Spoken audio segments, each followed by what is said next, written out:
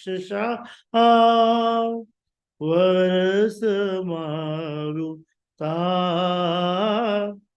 वैद्युता नला विषमया विश्वतो भया ऋषभते वयम रक्षिता मुहु.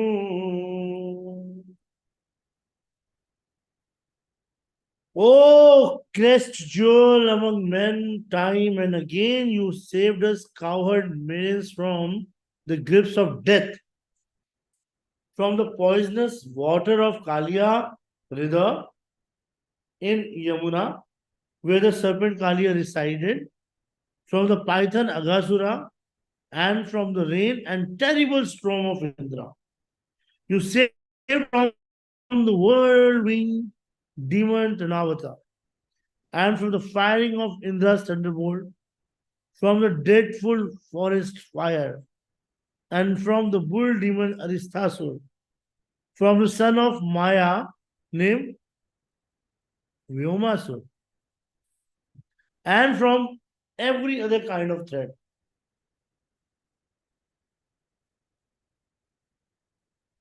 Visha Jala Prayag means, which means poisonous. So here the poisonous, the most poisonous personality in the world is the person who's envious. And snakes are considered the most poisonous, and Kalyanag was a very poisonous serpent. Weeping as they performed their kirtan and the gopis said, Krishna, in the past, you protected us from various kinds of danger and from the devouring mouth of death. You rescued us so many times. So why are you now killing us with the arrows of your lens? You're making us burn in the fire of love, filled desire, and in the fire of painful feeling of separation from you. Now nothing can protect us. What then was the use of protecting us before? Before, you have protected us so many times. And now, you're killing us with your sidelong glances. If someone plants a tree, excuse me, huh?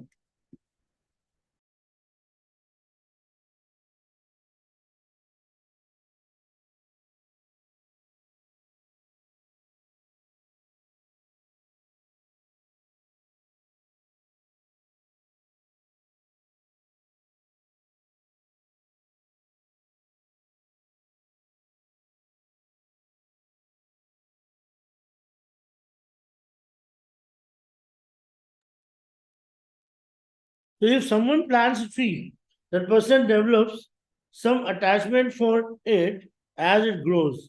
Even if the poisonous and he is advised by others to cut down, he will hesitate to do so. He's talking, they're talking about the attachment. Huh? It seems that you have forgotten this principle. You are so cruel-hearted that and merciless that you are cutting us down. You're cutting us down now. Although previously you protected us and watched us grow. Visha Jala Payag. Vishajal means poisonous water. The gopis refer to the serpent Kalia, who poisoned the water of the Yamuna river. They say, with the word,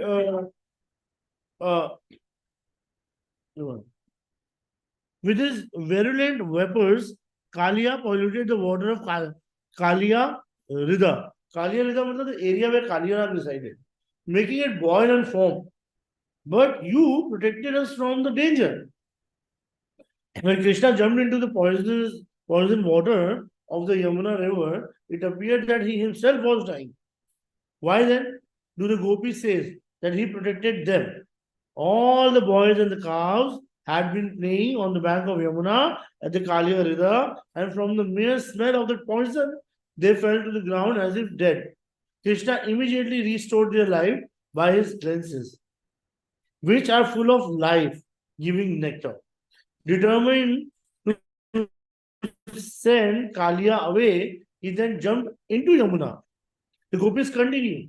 If you had died, we would have also died. And Nanda Baba, Mother Yashoda, and all the Vrajavasis would have died.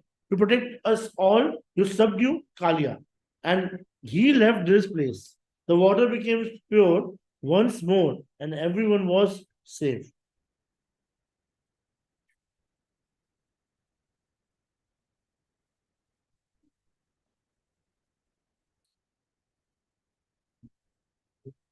Vyala Rakshasad, Vyal means snake, and here the gopis refer to Agasura. The great snake demon who laid on the road with his mouth wide open, waiting to swallow Krishna. The cows and the cowherd boys were running and frolicking here and there, and gradually, as they played, they came closer and closer to the demon. What a magnificent scale! They exclaimed when they saw Aga, open mouth. It looks like a serpent, but it can be. No serpent could be that huge. Still, even if it is serpent, there is no harm in going inside. If it tries to swallow us all, then Krishna will kill him immediately. And if it is a cave, then obviously there is no harm. So we should go in and find out. You see how dependent the Brajvasis were. Krishna was watching all this from afar. Friends, friends, don't go in. He cried out. But they did not hear him and did not look back to check with him. They walked into the mouth of demon and who kept his mouth open as he sat and waited for Krishna to enter. That day was Baldev's birthday, Baldev Purnima. So he had not gone out to herd the cows with Krishna. His mother Rohini Devi had kept him at home and told him, today we will perform ceremonies for purification, give cow and charity, and busy ourselves for the occasion. See, Krishna created situation like this when it is necessary for the performance of his sweet pastimes. If Baldeva had been with him, he could not have performed the Brahma Vimohan Leela. है ना? तो ये ब्रह्म लीला भगवान होने नहीं देते बलराम अगर वहां होते तो. His divine pastimes of bewildering Brahma. The pastime with Agasura was the prelude to this pastime, which took place later that same day. Baldev would not have been able to keep the event secret. He would certainly have told Mother Yashoda and Nanda Baba that Krishna had expanded himself into all the cowherd boys and cows. And then all of Braj would have come to know of it. If this had happened, a myriad of loving exchange could not have taken place. तो क्या हुआ था कि ब्रह्म विमोहन लीला के time पे I told you before as well कि Purnamashi knew that all these boys are Krishna, and even Baldev was also like little bit suspected. He was suspicious. Ki, why? All the calves are so loving towards their mother. All the mothers are so loving towards their calves. Why? Why all the gopis are just like, showing the same affection they show when they say Krishna around here, around them. So Balram had some idea, you know. He knew, but because of the mercy or the plan of Yoga Maya, he could not, make sure that they were all Krishna. So when Krishna killed Agasura, Brahma saw the glaring effulgence of Agasura's life here come from Agasura's head and remain suspended in the sky. And then Krishna came out of Agasura's mouth. Brahma saw that light descend and enter Sri Krishna's lotus feet. Brahma was astonished. How is this possible? He thought others intently try to attain liberation without success. But this demon attained it just by taking Shri Krishna within his mouth with the purpose of killing him. So Brahma then witnessed another of Krishna's wonderful pastime. He is assuming the form of all the calves and cowherd boys. Krishna's primary objective in performing this transcendental pastime was not to bewilder Brahma. Rather, within his heart, he was aware that many of the elderly gopis wanted to nourish him as their son, and that many of the cows wanted to nurture him as their calf. And he thus made us arrangement to fulfill their desire. This was one of the several reasons that his Yogamaya potency inspired Brahma to witness the Aghasura pastime. Now in the Gopi Gita, Gopi says, if all the boys had died within the body of Aghasura, everyone else in Braja would have died as well, including us. We could have easily died. Why did you bother protecting us then? If we wanted to kill us now.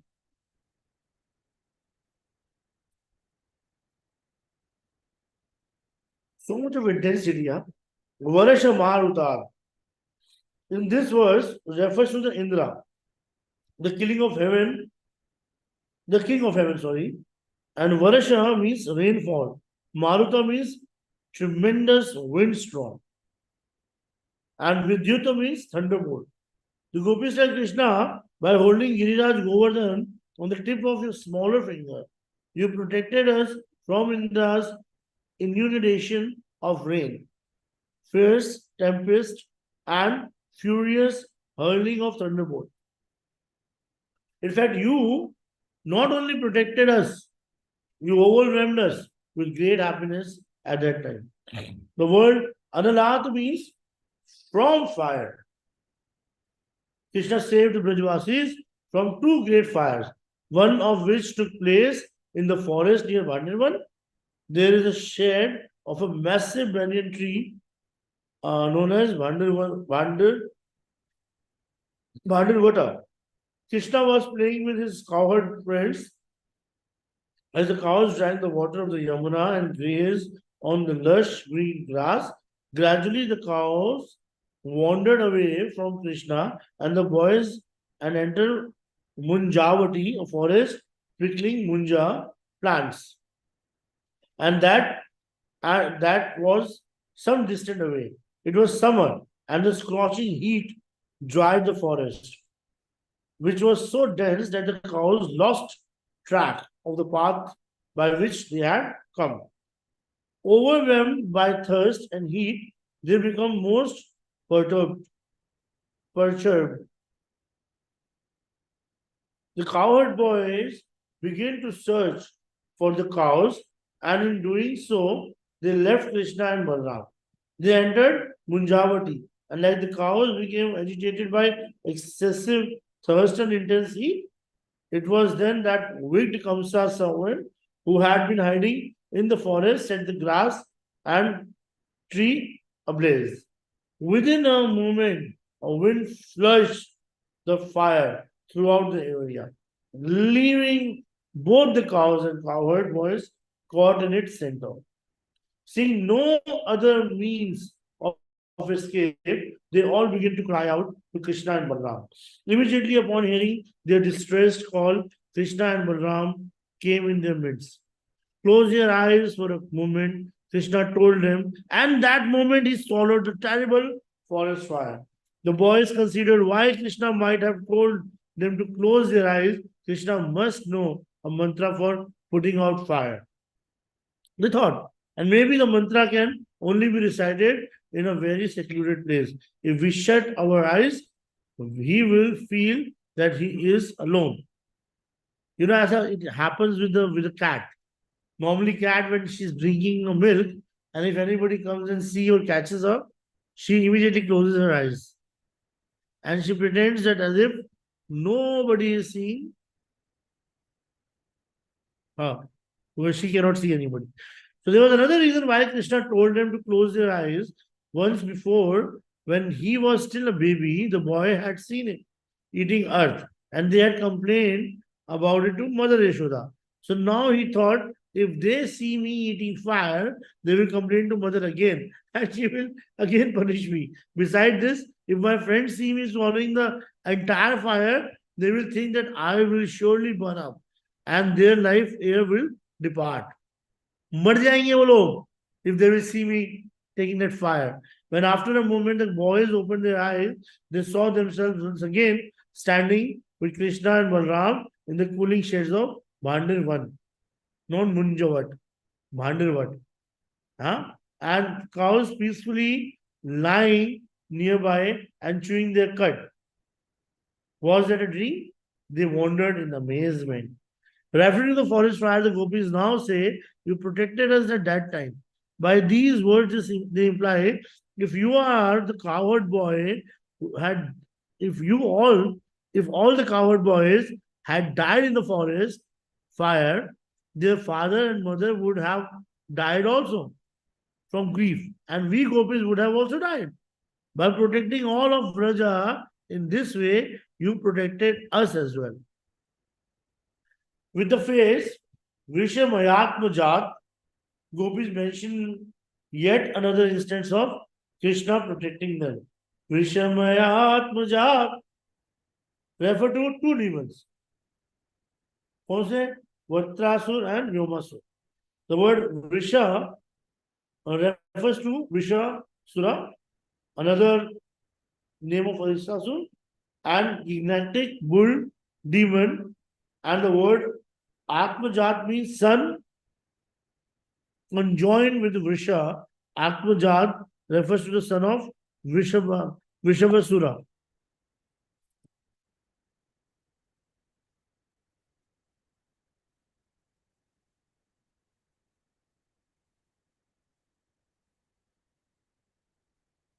Sorry. Yeah, it's like Atmajat is conjoined with the word Maya, thus referring to the son of the demon Maya, named Vyomasura, who, whom Krishna killed in Kamyavan. So when Krishna first began taking the calves out of graze in Vrindavan, Vritasur appeared in their midst.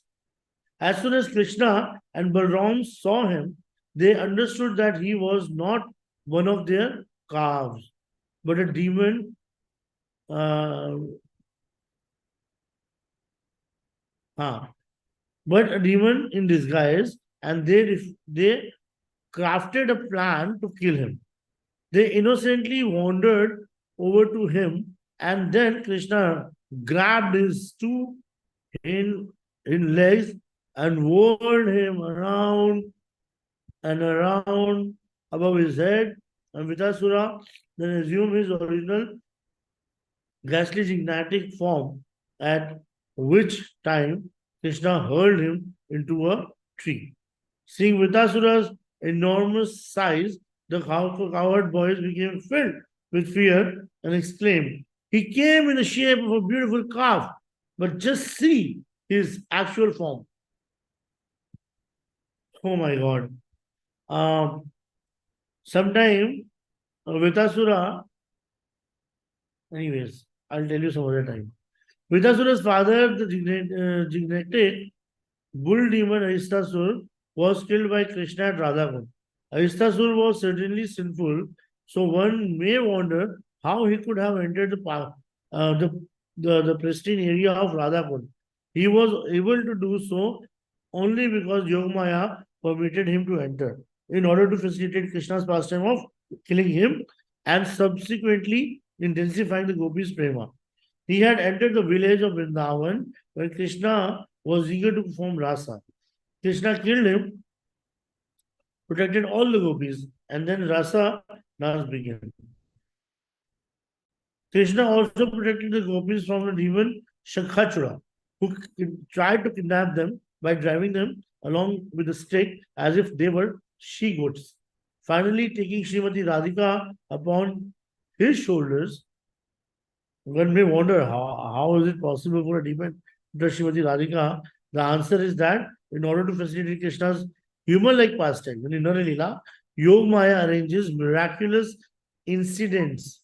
Actually, it was not possible for Shankachura to touch Srimati Radhika. Since Krishna can do anything, the form of Shankachura may have been a manifestation of Krishna himself. Sometimes, with the purpose of making Radhika run into his arm, he may frighten her by assuming the form of a serpent. सांप बन जाते हैं कृष्ण कभी-कभी. So he performs unlimited pastimes such as these, and according to his desire, Yogamaya makes all necessary arrangements. Shri Krishna protected his associates from the horse demon Keshi, the cart demon Shankachura, and the crane demon Bakasura, the ass demon Dhanukasura, and so many others. The gopis continue. Rishabhate Vayam Rakshita Muhu. You have shielded us from a myriad of calamities and from innumerable terrifying form of death. But now you're killing us. If you desire to kill us now, why did you protect us so many other occasions? In the Sarartha Darshini commentary, Sri Vishnu Thakur reveals the meaning of the Gopi's word. We are dying due to the effects of your 5 arrows.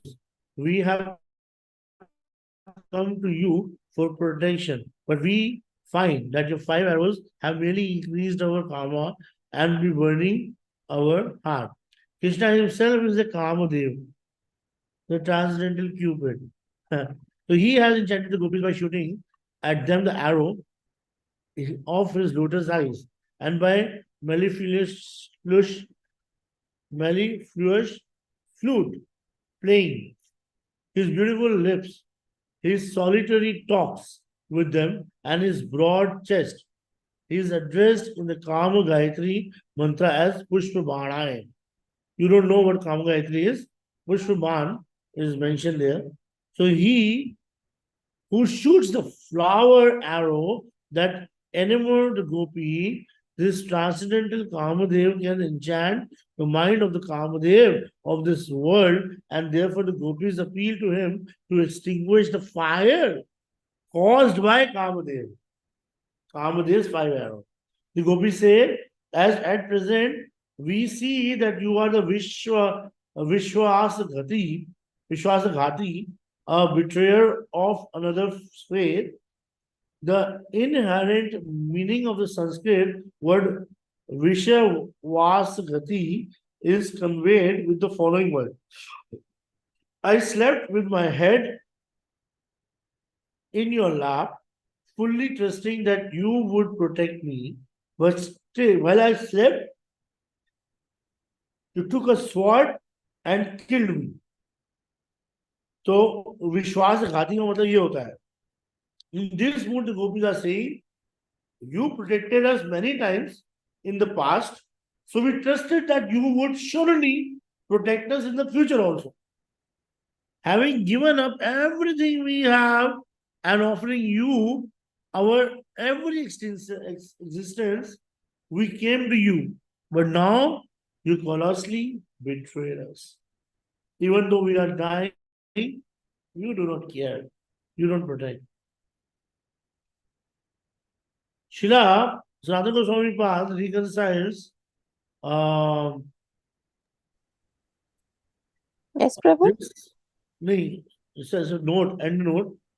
Mhm. It's mentioned just about like when Vishnu Thakur says that some of the pastimes of the gopis mentioned here will actually take place after Rasa Leela. So we would expect the gopis to talk about the event that took place before Rasa Leela, but how can they speak about future incidents? तो इसके बारे में लिखा जा रहा है. तो Sanatana Goswami reconciles this in his Brihat Vaishnava Toshani commentary. He explains that even though the killing of the Vyomasura happens after the Ras Leela, the gopis were able to mention it because of their natural power of omniscience, यानी स्वाभाविक सर्वज्ञात शक्ति. The power in the gopis they have. स्वाभाविक सर्वज्ञात शक्ति. When the gopis experience unbearable separation, spurti of Krishna pastime, past, present, and future, manifest spontaneously in their heart. And this is how they come to know about the killing of Vyomasura, which would actually take place in the future. Thus, due to their madness in separation from Krishna, they refer to it as if this had happened in the past. Anyways, so Srila Chakravarti explained that these future events were common knowledge to the gopis. They had heard about them long before from Purnamashi, Gargacharya, Bhrigu and other sages. They had also heard from many persons about Krishna's horoscope, and they know they are now repeating what they have heard. Jiva Goswami says that Srila Shukdev Goswami, in the description of the gopis Purva Ra, up to the Ras Leela, was in a very rustic mood. Consequently, he related only Sri Krishna's sweet loving pastime. He did not relate Krishna's pastimes of killing demons, which by ordinary estimation may be considered cruel or unpleasant. He recounted the gopis Purvara, Krishna's beautiful pastime with the wives of the Brahmanas, and his Yagyapatni. He is lifting Giriraj Govardhan and his pastimes with the cowherd boys and gopis in autumn summer. Srila Jiva Goswami says that because Srila Sukadeva Goswami's deep mood, there were occasions when he rearranged the chronology of his narrations according to the mood. Consequently, he recounted certain pastimes of Krishna's killing demons after he described the Rasa Leela, when in fact they took place beforehand. The explanation given by Srila Jiva Goswami seems to contradict that of Srila Vishwanath Chakravarti Thakur, but both explanations are correct. The different kalpas or millennia, Krishna performed his pastime in different sequences. As mentioned earlier, the gopis accused Krishna of being a betrayer of faith, yani Vishwa Ghati. Okay, Vishwas Ghati. From ancient Indian history, I will now relate a story or two illustrate the grief arising from betrayal of faith. The great Buddhist king Ashoka of India built a university called Vishwavidyalaya in a very beautiful hilly region named Nalanda near Patna. At that time, Nalanda Vishwavidyalaya was quite famous. Students came from all over the world to study Vedanta and all the other schools of philosophy. One of the students was Kumar Leela Bhatt, who was his childhood, who from his childhood had studied the Vedas, Upanishads, Smriti, and other scriptures. He also studied Karma Mimamsha, philosophy, and not, he wanted to study Buddhism in order to defeat it. Knowing him to be very intelligent, the university authorities willingly admitted him. He studied there for 12 years, and by the final year, his scholarship was famous. One day, the Buddhist principal was teaching a class and recited a verse from the Vedanta, then explained it in a way that contradicted the actual meaning. So he mocked the idea of the Vedas, calling them bogus. Then Kumaralila Bhatt heard this and he began to weep. He's crying. The other students commented, perhaps he is a Vaishnava or a member of some other sect. In any case, it is obvious that he is not a Buddhist. The principal of the school called for Kumaralila Bhatt, asked, why are you weeping? Your explanation is contradictory and useless. Kumaralila Bhatt said, this is not the actual meaning of the cited verse. So he said, please give the explanation now. Then Kumarila explained the verse wonderfully. But when he finished, the fellow students were resentful and conspired to kill him. Accosting him, they seized him, took him to the top of the tall building. We are going to throw you off. They told him, if your God is really true, and if your Vedas are also true, then you will protect, otherwise, you will simply die. Kumarila conquered. You are correct. He said, if the Veda speaks the absolute truth, and if my God is real, then no harm will come to me. Kumarila Bhatt was a 8th century Hindu philosopher and Mimamsa scholar from Prayag. He is known for have defeated many Buddhist scholars of his time in philosophical debate. And the philosophical school called Karma Mimamsa explains the Vedanta in ritualistic terms and defines pious, fruitive, and material world work as the purpose of life. Whereas Buddhism rejects the Vedas and preaches ahimsa and shunyata as the main goal of life. Anyways, so they threw him from the building onto the ground below and ran down, fully confident that they would have find him dead. Instead, they saw him walking and talking, uninjured, except for a broken finger. They firmly took hold of him and asked derisively, "If you were actually fully protected, why did your finger had broken?" He said, "I made a mistake of saying, if my God is real. Had I not said if, I would have been injured at all." Kumarila Bhatt soon preached boldly against Buddhism and it was driven out of India into China and various other places. While Shankaracharya philosophy helped achieve this to some degree, the real credit for driving Buddhism out of India belonged to Kumar Lila Bhatt. Okay. मतलब he should not have said कि अगर मेरा God exists करता तो, you know.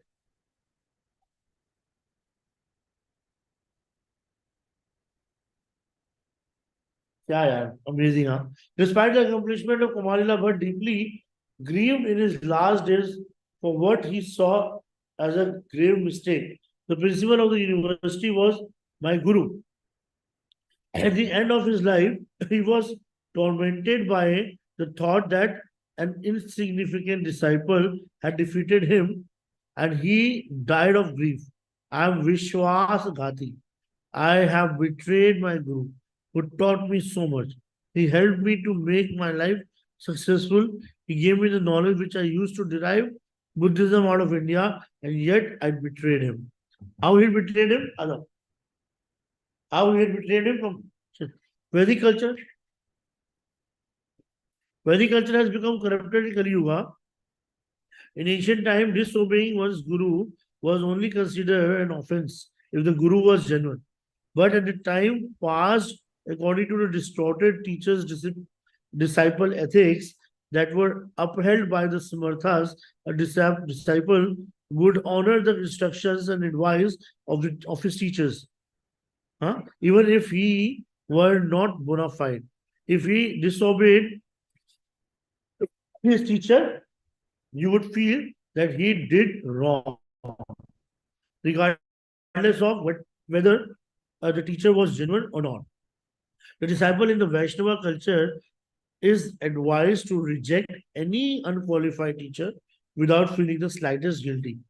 I beg you to come out of this fire and debate with me on the new Advaitavad philosophy devised by Shankaracharya, which is so beautiful. I used to defeat you because you are a smarta and that you believe in the Vedas. I'm dying now. I don't want to pollute my mouth with Advaitavad. Kumarila Bhatt replied, please go away. I will not talk about this non-Vedic philosophy, he uttered as his life slipped away. This is an historical fact. It is not directly relevant to Gopi Gita, but I wanted to take this opportunity to relate it. You should know this history because it will help you to understand how the preaching of the Vedanta developed. तो अद्वैतवाद क्या होता है? The doctrine of non-dual and monism propagated by Sri Shankaracharya and propagated the policy that living entities and the God are one in all respect. Smartha, the orthodox Brahmins who rigidly adheres to the Smriti Shastra and the codes of religion behavior, being overly attached to the external rituals without comprehending the underlying essence of the Vedic scriptures. You see, what actually Gurudev wanted to say, he earlier the Guru and the Shishya system was like not like the ordinary way we see around. Earlier, Like the guru person didn't want to go to the guru just for the heck of getting a position or getting like money or getting recognition. You know, some people they just want to just come to me and they say, प्रभु सारे हमें कर्म कांड आते हैं सब कुछ आते हैं यार अब I now I want to find some yajman in ISKCON. I said well in ISKCON people they would usually follow Vedic way of doing sanskaras and all. So then they want me to arrange their initiation in ISKCON so that they can take initiation in ISKCON and they can make money in ISKCON. You know, see the mind of people, how it goes. तो पहले क्या होता था कि पहले जब गुरु जो थे ना, he will see the qualification of the disciple, why he wants to learn the Vedas. What is he going to do after learning the Vedas?